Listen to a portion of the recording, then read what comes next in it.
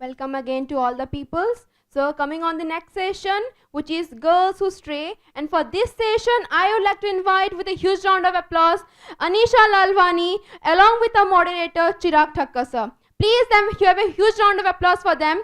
Please come to the dais, ma'am and sir. So thank you so much for coming, everyone. So I'm just going to start reading, like he said. Basically, the bit that I'm going to read is about this young woman who's walking around Delhi, and the Nirbhaya protests are taking place. I don't know if you all remember, in 2012, this was the protest against the murder and rape of Jyoti Singh. So it's about this character who's walking around Delhi and she's experiencing heartbreak. She's had a breakup in her relationship, and at the same time the Nirbhaya protests are taking place, so she's watching and witnessing all of that. So I'll just read a bit. Outside, marching in solidarity, the city is boiling. Men and women, children and the old, all castes and races shout at India Gate, spilling across to Raisina. A young girl jumps on a combatant, claws his arms, another bites his shoulder, and is finally shaken free. 10 girls chain themselves to the wheels of a car, screaming for justice. A young man rises from the spray of a water cannon, pushes a soldier to the ground. A river of flames around India Gate all night, every night. Protests erupt around the country as Nirbhaya, the one without fear, is martyred for the motherland. Men grow defensive and wary. Real men don't rape resounds through gullies and mohallas. Women are set ablaze. The whole city, the whole country, now conscious that it has bitten itself raw, that it is at its very core, a primordial moment of its history. Hamara Enam Mahila Samman, in tricolored brushstrokes at the back of an auto. I hail him down, get inside warily. There's a morcha for Nirbhaya Bitya at Jantar Mantar tonight. Aren't you going? I'm taking my daughter and my son too, he says proudly. We're signing a petition and putting it up on Facebook tonight. 3 young girls in the metro. I'll email the draft to you soon. A boy pushes the crowd as the train stops at Rajiv Chowk, cuts conversation and cries above the voices. Rapists should be hanged till death, urges us all to join the vigil at Pragati Maidan on Friday night, flings pamphlets and is out of the coach as the doors ping shut. She has become the city's daughter, India's own. Claimed by everyone fighting for a stake of her. Details of that night on the bus, on the internet, the TV stations, dissecting it all, inflamed the city. Where she studied, what movie she was going to watch, which bus she was on, who her boyfriend was, the route the bus was taking, how many times she was penetrated by which of the 6 gang rapists, the iron rod that bore in from behind, a frenzied hand that thrust inside and pulled out something pulpous, something wet, her intestines that seemed to have no end. Fear kicked off the bus into a ditch by the side of the highway because she was dead anyway, and there was no real pleasure in raping a corpse. Not really. But wait, kicked her half-dead face again, kicked till she had no eye or mouth or nose, tore her hair out, bit her breast, for a woman running loose with a man in the circus of the night in a city like this did not deserve her womanly blessings. All these details and more to feed the anger, the protest, demands for corrective litigation. Women's tribunals, women's security personnel on the street, a militia of women to drive our taxis and autos. The Indian media, the foreign stations swoop down, broadcast reports across the world. On these nights, Delhi becomes the eye of the storm, the cynosure of the whole world. The city runs riot with its ancient wrath. Out on the streets, every seething repression runs wild. And it is only much later that we will care to think of her as a girl. Just an ordinary girl with an ordinary life, studying medicine, just out on a date after college. And it is only much later that we will be able to call her by her name. Jyoti Singh, know her face, the medical college she went to, the dreams she had, the last movie she saw, a fleeting romance of youth. Give her back to herself. And it is only when the rapist stares at us through the camera and says aloud what is known anyway, the often repeated dictum of the modern, moralless girl in a bar, in a disco, drinking and dancing and enjoying her life, and showing no qualms about it, a girl out at night on the streets with a boy who is someone other than her husband or brother or jijaji or cousin, a girl who dares to have interests beyond her husband and house, who dares to study and harbor ambitions to make something of her life. Then he blinks, eyes on the interview, the camera still as a lake in winter. She earned her rape, he says plainly. She was asking for it. No decent girl would dare to do such things, he continues, and therefore no decent girl would ever be raped. After all, a jewel more precious than a diamond, if thrown to the streets, will naturally be ravaged by the dogs. Thank you. Very powerful excerpt. from Girls Who Stray. Copies of the book are available on the first floor in the main venue. If you want, please grab a copy. And Anisha is going to be around for you to sign the book.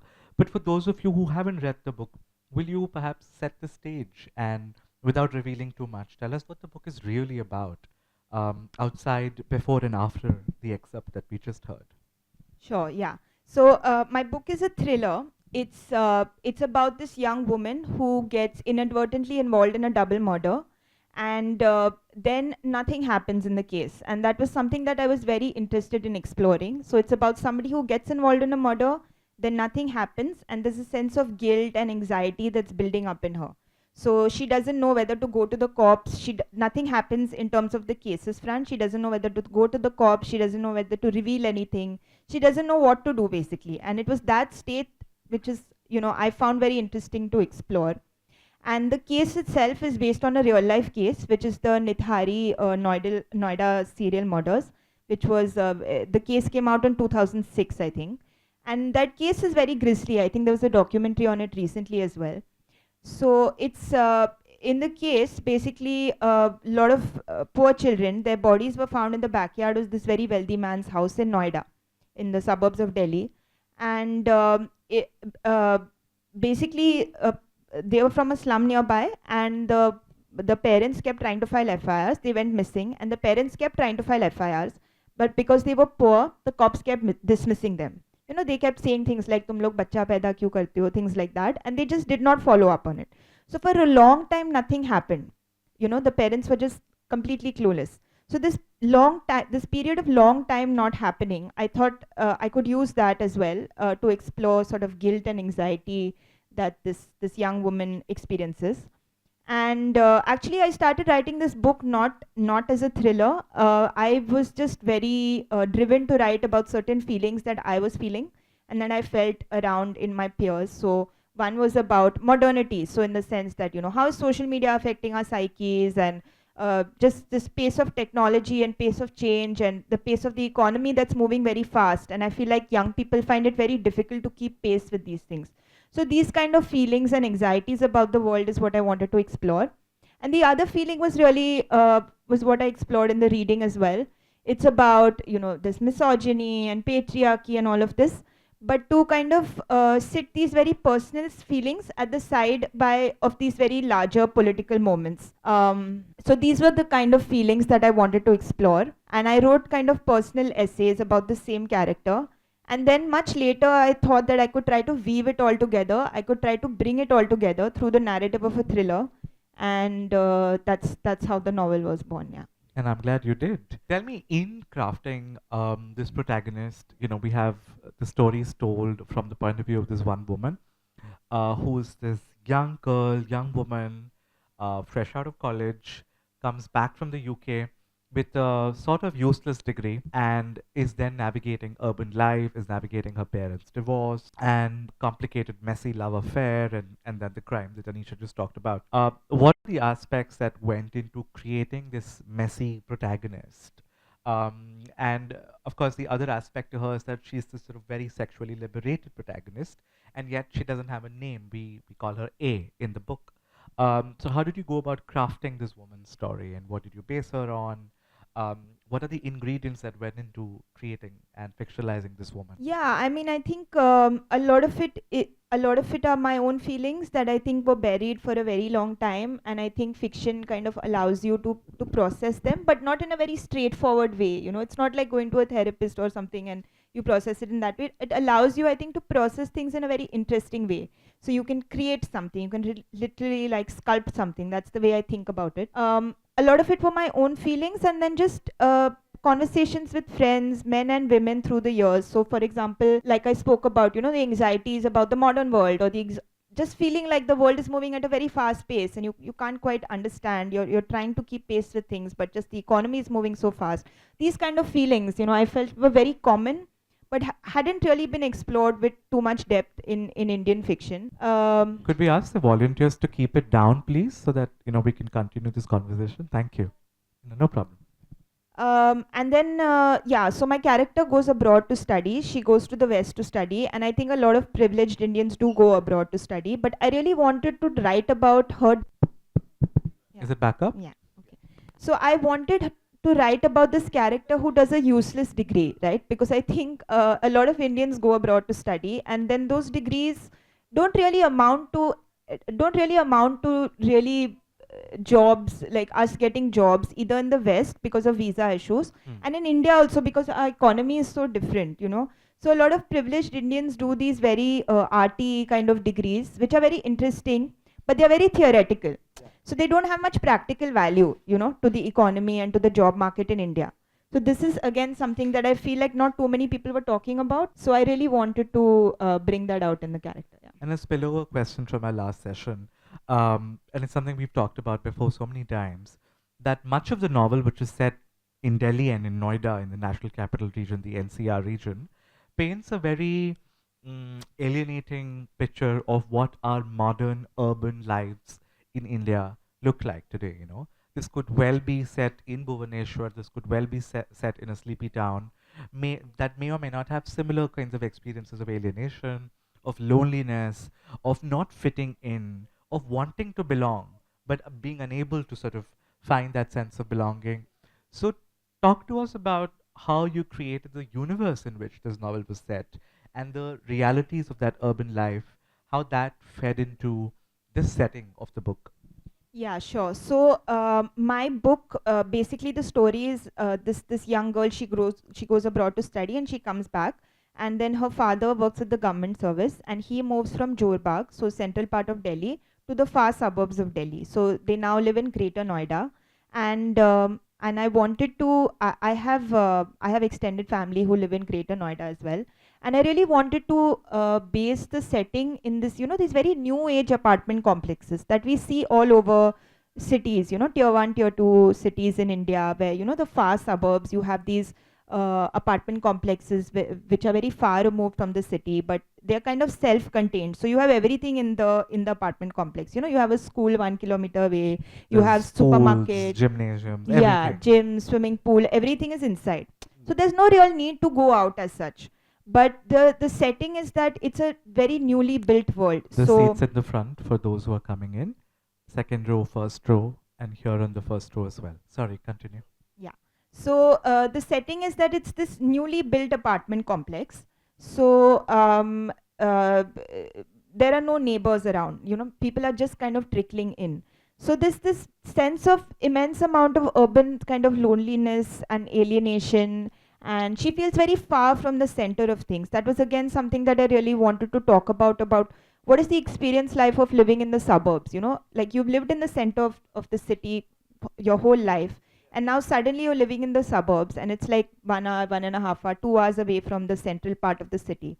So what is that kind of feeling like? So that is again something that I wanted to explore. Yeah. In the interest of time, I just want to see if the audience has some questions they would like to ask Anisha.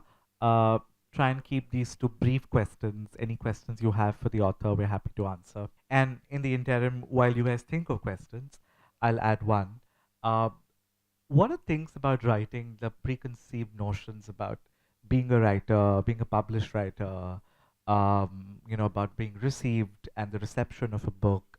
What were some perceptions that were shattered? What are things you learned after publishing your first book? I think that what I have learned is that you really need to go out there, post the books getting published as well, because at the end of the day, it's your baby. You are very emotionally tied to it, like nobody else can, right? Like the publisher will do everything they can in terms of marketing, and you know, your friends will and stuff. But at the end of the day, you really have to push yourself, and you really have to go out there, and nobody can feel for your own book as you do, right? Like that's an obvious thing. So you really have to put yourself out there. I think authors tend to be a little bit introverted and a little bit shy and stuff, but you have to really get out of your shell and really try to push things. So this is something that I have learned. That you're the Yeah. master of your own story even after it's out, and Yeah, help sort of absolutely. make it fly in the world. Yeah. And to people who haven't yet sort of published their books, and young writers, emerging writers, even middle career writers who've held that dream close to their chest but not really sort of put it out there, do you have any advice you'd like to give them in terms of the ethic of writing, the craft of writing, on techniques in general? Yeah, I mean, I think in terms of techniques and stuff, I don't want to say too much because there's a lot of, there's a lot of really good advice, and I think each person's project is so different and so personal to themselves. But I just say that it's probably extremely hard. It's a very lonely thing to do, right? Because you're sitting, for years. Like he said, it took me 8 years to write this book, and in the middle, I gave up for many years. I lost faith. It's not like I was sitting on it every day, of course. I lost faith for many years. You get distracted by so many other things. Life happens, right? You have to have a job, you have to have family. So many other things happen. But eventually, I came back to it. I would just say, have faith in yourself, have faith in your voice. Read the greatest, read challenging books that make you think, and all of that will kind of filter into your subconscious while you're writing. And try to do something different, right? Like, there's no point attempting something that other people have done. Even if you admire another writer, there's no point kind of mimicking that. You have to try to break new ground. That's why it's called a novel, right? Because it's something new. That's why it's novel. So try to do something new, and have faith in yourself, and yeah, that's about it. I hope you're making note of all her suggestions and tips. Do any of you have Yes, any questions sir. you would like to ask? Yeah. Hello ma'am, I am Devi Prasad ma'am. आज you अब जो discuss की girls history and जिसके ऊपर मैं अभी भी लिख रहा हूँ, आप जो कन्वर्सेशन अभी चल रहा है आप दोनों के बीच, सर एज ए बॉय मैं आपको ये कहना सवाल है कि जो वोमेन सेंट्रिक का जो आपका पुस्तक है जो अभी उन्मोचन हुआ है, अब जो अभी आया भी है, तो उसमें पुरुष जो स्टेरियोटाइपिकल माइंडसेट जो है, तो इसी के ऊपर क्या चर्चा किए हैं इस पुस्तक में, इस बुक में, कि किस तरह से ये बुक का सीधा असर एक जो एडल्ट बॉय जो ग्रोन अप हो रहा है, जो जैसे मैं 2012 में दिल्ली में जो हुआ, हम सब देखें उस समय मैं स्कूल में पढ़ रहा था क्लास 6 में, तो उस समय हमको तो टीवी देखने के लिए भी अलाउ नहीं था उस समय, कि क्या उसका असर मतलब बुरा पड़ेगा या फिर क्या होगा. इवन जब वो फांसी के समय भी जब वो लाइव टेलीकास्ट हुआ था, हमारे घर में बोल रही थी कि इस चीज़ों में तुम कुछ मत सीखना, तो you don't need to see television. तो इस जो पुस्तक में आपका जो गर्ल्स हिस्ट्री में, तो इस मानसिकता को परिवर्तन करने के लिए स्पेशली युवाओं का क्या मतलब कंटेंट है It's a इसमें? very interesting question. No? Yeah. How boys are being raised, and Yeah. how men are likely to receive a book like this and things like that. Yeah, no, so thank you very much for that question. So I don't think कि मतलब मैंने ये पुस्तक नहीं लिखा है कि मतलब मानसिकता चेंज करने के लिए, या I don't think novels are written really to teach anybody anything, or it's just to delve very deeply into the ways we think, and to explore that. It's not to show that ये अच्छा है, ये बुरा है, ये लोग ऐसे करते वैसे करते. It's not about that. It's just to explore things at a very deep level.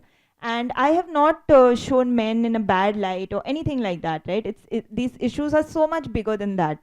So it's to explore the complexity, really. It's not that I have shown men are bad and women are good, or women are bad and men are good, or anything like that. It's just to explore the complexities in the relations between genders, which is so kind of nuanced, and there's so much underlying pain and violence as well. So these are the kind of things that I wanted to explore. Yeah, thank you. Any more questions? Yeah, we have a question in the front row here. And after you, is there anyone else who has a question? We have time for one more at best after you. It's just not a question. Two words for that. All the best, ma'am, for your book, and I wish your book sells very good. In fact, I was staying near Nithari, sector 36, Noida, and very near to me. I mean, hardly 50 meters away. I could see that place where all the praise guys were uh, all the day and night. They were eating, and I had seen the skulls and other things coming out of it.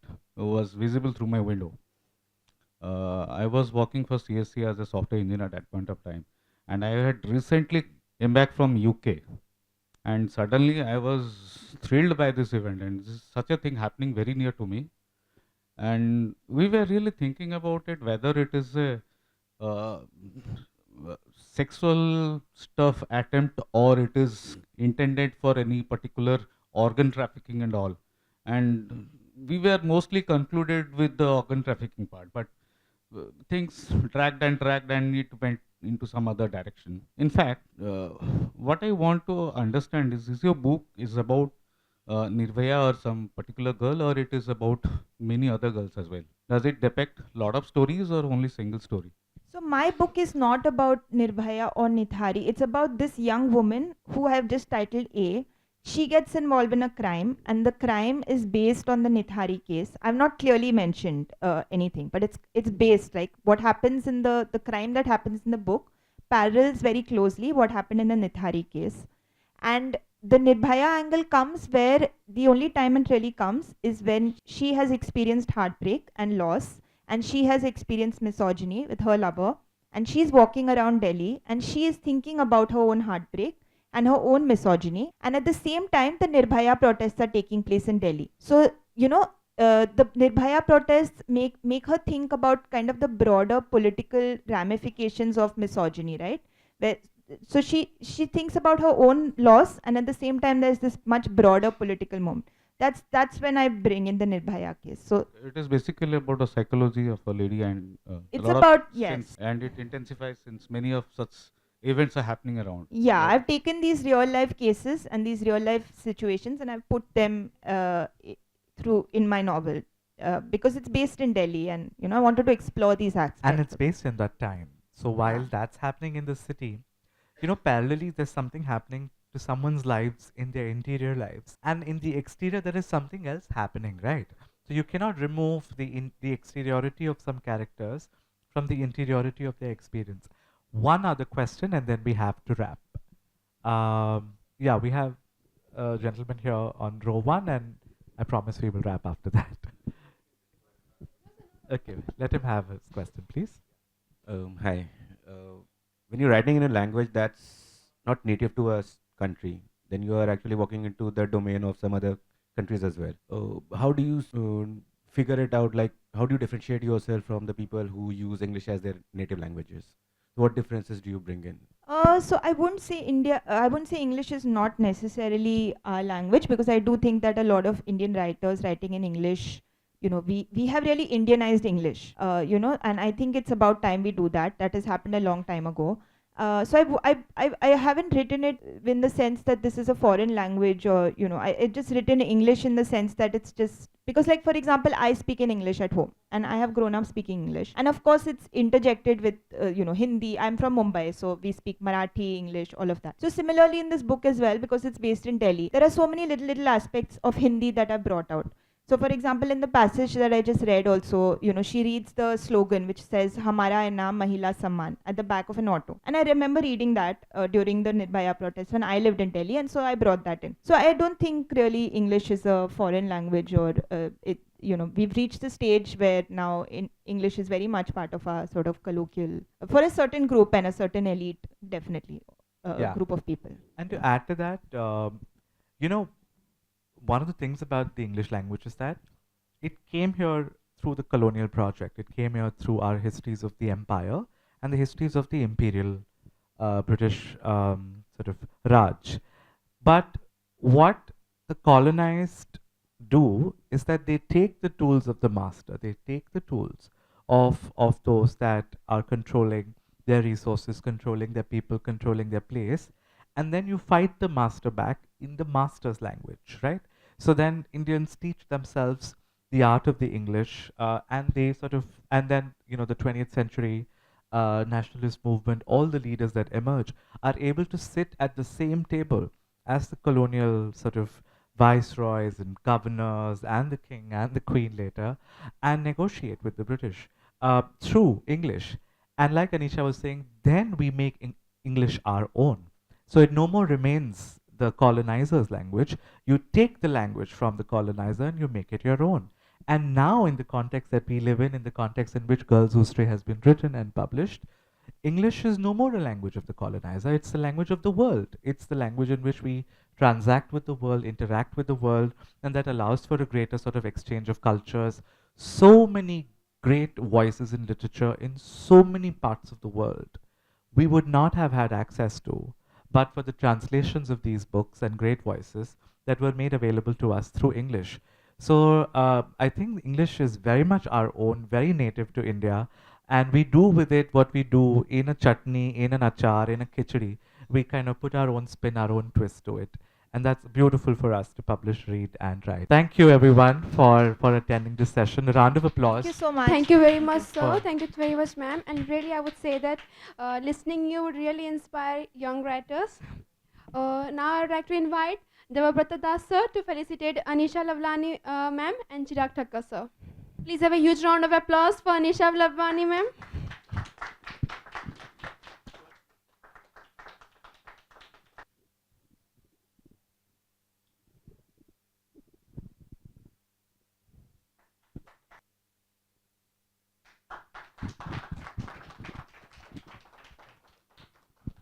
Thank you so much, ma'am, for making time for us. We are really very grateful to you.